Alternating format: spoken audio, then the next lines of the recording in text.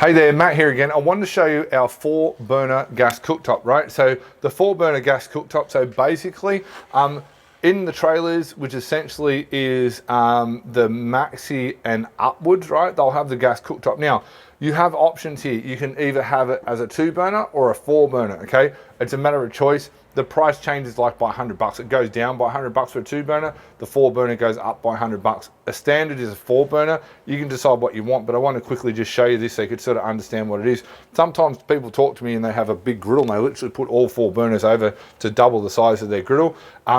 If you have any other questions about this or need to know anything, it's just simply a matter of having a conversation. But these work really, really well, and hopefully that's helped you be educated and informed. You can drop me an email if you've got any questions, or if you want to keep moving forward. Office at Food Trailer King. Hit me up on my mobile. Send me an SMS if we've spoken already. Or alternatively, you can give us a call on 1300 number, or go and fill in the form at foodtrailerking.com.au/step 3. Hopefully that helps you.